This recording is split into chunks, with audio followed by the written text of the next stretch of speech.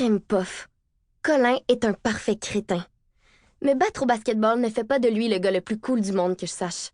Encore moins le plus brillant. Pourtant, on l'aurait cru, à voir sa réaction lorsqu'il a réussi son dernier panier.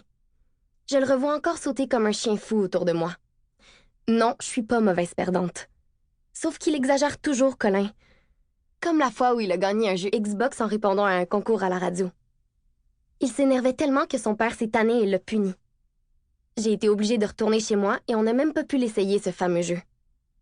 De toute façon, le disque était rayé, et finalement, il n'a jamais fonctionné sur sa vieille console. Mais ça, c'est un détail. Vraiment, Colin est trop mauvais gagnant.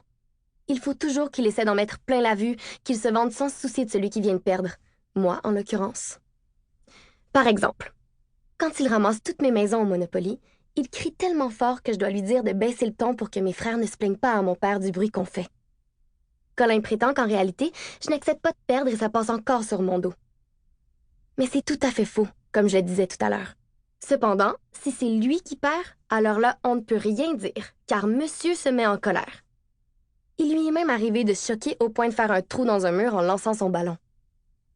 Pour camoufler sa gaffe, il a poussé son bureau devant le trou et ses parents l'ont félicité d'avoir fait un peu de ménage dans sa chambre. Pff, ils n'y ont vu que du feu. Bref, pas plus tard que ce midi, Colin m'a de nouveau fait enrager.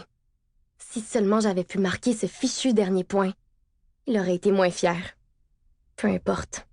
On s'est laissé sur sa victoire, écrasante selon ses dires, et ma défaite, humiliante selon les miens. J'avais trop faim et, de toute manière, j'attendais l'appel de ma cousine. Mirabelle doit venir passer la fin de semaine chez moi et je suis super contente de la voir. Elle habite à plus de 2 heures de route, alors on ne passe pas beaucoup de temps ensemble.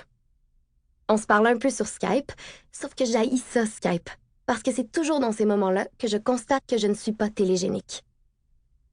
C'est vrai, quoi! J'essaie de me concentrer sur la conversation, mais je passe mon temps à fixer mon double menton ou les cernes autour de mes yeux. En réalité, je n'ai jamais eu de double menton, sauf quand je vais sur Skype. C'est l'effet de la caméra, j'imagine. Il faudrait avoir un éclairage spécial quand on va là-dessus. Ma cousine, elle est hyper télégénique. En face d'elle, j'ai l'air encore plus fou à l'écran. J'ai même pensé à me maquiller avant d'ouvrir Skype, mais Mirabelle ne me reconnaîtrait peut-être pas, étant donné que je me maquille jamais. Et puis, je sais même pas comment faire. J'aimerais demander conseil à ma mère, mais elle ne vit plus avec nous.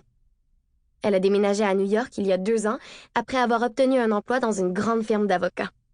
C'est un poste vraiment génial, qui lui rapporte beaucoup de sous. Elle est riche, quoi.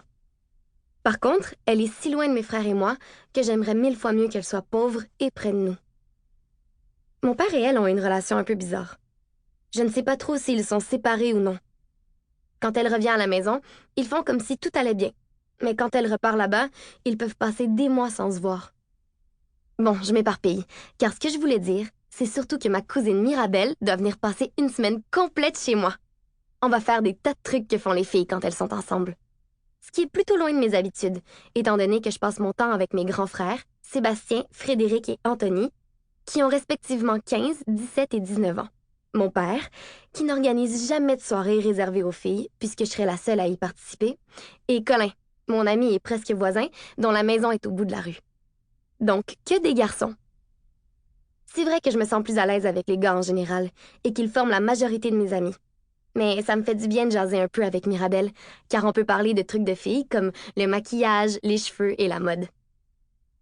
Pour continuer à écouter ce livre audio gratuitement, cliquez sur le lien dans la description et vous pourrez l'écouter en entier sans frais grâce à l'essai de 30 jours d'Audible.